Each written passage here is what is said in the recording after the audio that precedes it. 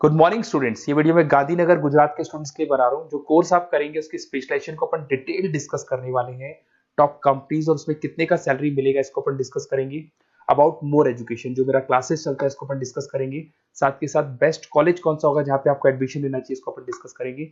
आप मेरे चैनल को सब्सक्राइब करो, बेल आइकन को प्रेस करो, सारी चीजें मैं डिटेल में डिस्कस करूंगा आपसे। चलिए शुरू करते हैं। ये वीडियो मैं उन स्टूडेंट्स के लिए बना रहा हूँ those who are planning for MBA का प्लान कर रहे हैं, टॉप 20 स्कूल से प्लान कर रहे हैं। उसके लिए एक एग्जाम लगता है कॉमन एडमिशन टेस्ट, इसके ऊपर बहुत डिटेल में डिस्कस करेंगे। आईएम्स तक कैसे पहुंचना है उसको अपन डिस्कस करेंगे।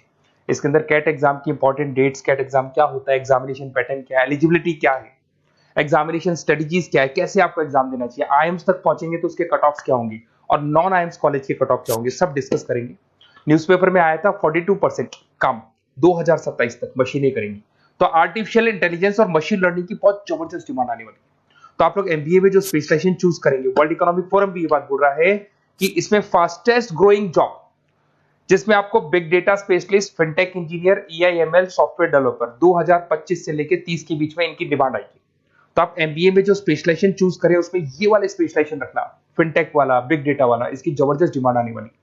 बहुत सारी जॉब्स है जो जाने वाली है, जैसे 2025 से 30 के बीच में आपका पोस्ट ऑफिस क्लर्क है, बैंक टेलर है, data entry, cashier, ticket checker. अगर आप कैशियर की बात करें जरूरत ही नहीं है बैंक में, आप विड्रॉल भी मशीन से कर रहे हो, डिपॉजिट भी मशीन में करवा रहे हो, पासबुक अपडेट मशीन से हो रही है, तो यहाँ पे मशीनें काम कर रही है। तो बहुत सारी जॉब्स आने वाली और जाने वाली है। तो आप स्पेशलाइजेशन वो चूज करना जिसकी मार्केट में जबरदस्त डिमांड है। बेसिकली मेरा क्लासेस चलता है, मैं एमबीए को पढ़ा रहा हूँ 2006 से। 17-18 साल का एक्सपीरियंस है, बहुत सारे बच्चे निकाल चुका हूँ मेरे पास। अब देखो आपको क्लासेस दिखाई दे रही होंगी। उसके अलावा सबसे इंपॉर्टेंट चीज आईएम अहमदाबाद। मैं हर साल बच्चों को आईएम अहमदाबाद लेके जाता हूँ। 50-60 स्टूडेंट्स जाते हैं, साथ में मेरे लेक्चर्स भी होते हैं वहाँ पे। तो आप लोग IIM Ahmedabad is a dream college of MBA. अगर मैं एमबीए की बात करूँ तो एमबीए का जो ड्रीम कॉलेज है वो आईएम अहमदाबाद है। तो आप ये मान के चलो इस कॉलेज के लिए बच्चा पढ़ता है और कैट का एग्जाम देता है। अगर यहाँ से बच्चा निकलता है तो बहुत बड़ा पैकेज लेके निकलेगा। देखो हर साल मैं बच्चों को लेके जाता हूँ, दिख रहा होगा आपको। उसके अलावा मैं मुंबई में पढ़ा रहा हूँ, जयपुर में मैं पढ़ा रहा हूँ, अच्छा अलग अलग कॉलेजेस में एज अ गेस्ट में वर्क कर रहा हूँ।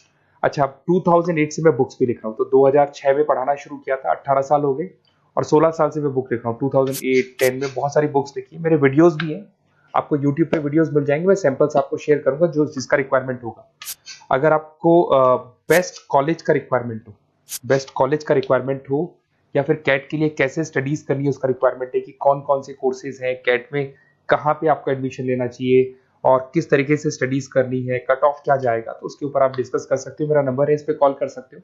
बाकी मैं अगर क्लास में रहता हूँ तो आप मेरे को व्हाट्सअप कर सकते हो अपना name, number, city, state, course और कहाँ से आपको अपना एमबीए करना है और किस तरीके से कैट का प्रिपरेशन करना है। अब अपन आते हैं एक एक करके कैट के स्पेशलाइजेशन पे। What about CAT? देखो कैट का जो एग्जाम है वो आईएम्स लेता है, इंडियन इंस्टीट्यूट ऑफ मैनेजमेंट। इसमें एमबीए पीजीडीएम करवाता है। मोड आपका जो है ऑनलाइन बेस होता है, कंप्यूटर बेस्ड मोड होगा आपका। ड्यूरेशन 2 घंटे का आपका पेपर होगा। इसमें आपको verbal ability, reading comprehensive, data interpretation, logical reasoning and quant मिलेगा। तो 3 सेक्शन में डिवाइडेड है पेपर। आपको हर सेक्शन में 40 मिनट्स मिलती है। 2 घंटे का आपका पेपर है तो उसको कंप्लीट करना है।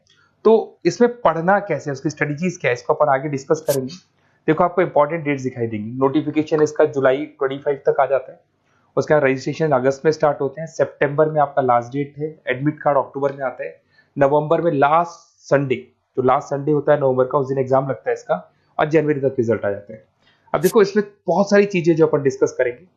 टोटल इसमें 66 मार्क्स का पेपर होता है, वेरी भी करता है थोड़ा बहुत। 40 मिनट्स पर सेक्शन को मिलता है। इसके अंदर आपका इंग्लिश है, रीजनिंग है, क्वांट है, इनके लिए अलग अलग टाइम मिलता है। 1/3 इसमें नेगेटिव मार्किंग रहती है, मतलब अगर आपने कोई किसी ऑप्शन बेस्ड क्वेश्चन को तुक्का मारने की कोशिश की तो 1/3 कट जाएगा।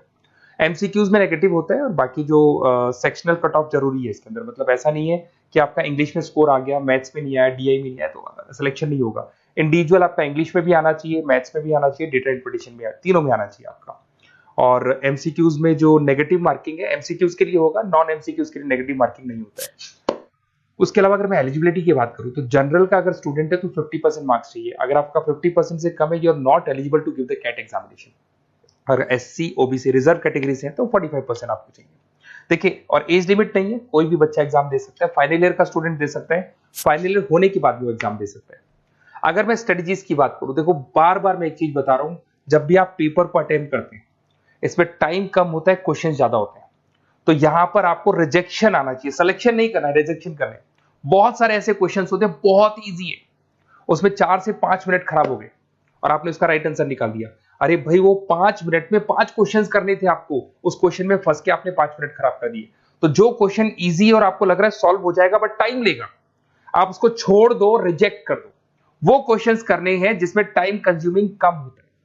आप अगर टाइम को एकदम से वेस्ट कर देंगे ना तो बाद में रियलाइज होगा टाइम चला गया, क्योंकि मैनेजमेंट एप्टीट्यूड टेस्ट है, जैसे गवर्नमेंट एग्जाम के टेस्ट होते हैं। तो यहां पर क्या टाइम सबसे बड़ा इंपॉर्टेंट फैक्टर होता है आपका। तो बेसिकली एक्यूरेसी होना चाहिए, स्पीड होना चाहिए और आपका टाइम बैलेंस होना चाहिए, और साथ के साथ कौन सा क्वेश्चन छोड़ना है और कौन सा करना है। बहुत सारे क्वेश्चन होते हैं जिसमें लालच देता है करो करो करो, बाद में पता लगता है फंस गया उस क्वेश्चन के अंदर और फंसने का टाइम चला गया। तो टाइम नहीं जाना है इसके अंदर। उसके अलावा देखो, अगर मैं आईएम्स की बात करता हूँ, आईएम्स में 99% आईएम अहमदाबाद इज 99% आपको चाहिए।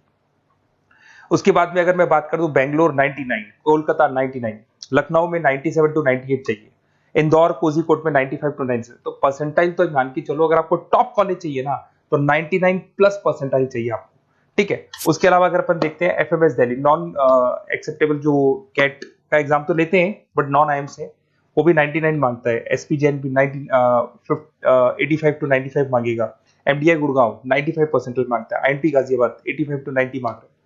तो कॉलेजेस तो बहुत हैं, और ये मान के चलो आप 80 से लेके 99 के बीच में अगर आ जाते हो तो आपको टॉप 20 स्कूल्स मिल जाएंगे। अगर आईएम्स भी नहीं मिलता है तो उसके नीचे के स्कूल्स मिल जाएंगे। बाकी अगर इसको डिटेल में आपको डिस्कस करना है तो मेरा नंबर है, आप कॉल कर सकते हैं। अच्छा, उसके अलावा मेरा नंबर आपको दे दिया मैंने, अगर मैं कल क्लास में हूं या कॉलेज में हूं, फोन नहीं उठाता हूं तो व्हाट्सएप कर देना, अपन डिटेल में डिस्कस करेंगे सारी चीजें। और कहां से आपको कैट करना चाहिए, कौन सा इंस्टीट्यूट बेस्ट रहेगा वो भी मैं आपसे डिस्कस करूंगा। कौन से कॉलेज में आपका एडमिशन लेना चाहिए वो भी डिस्कस करेंगे। किस तरीके से आपको पढ़ाई करनी है, नोट्स कैसे मिलेंगे, वीडियोस कैसे मिलेंगे, सब डिस्कस करेंगे। Okay, best of luck for your CAT examinations. और कोई कॉलेज से रिलेटेड क्वेरी है तो वही आप मेरे को कॉल कर सकते हैं। Okay, best of luck.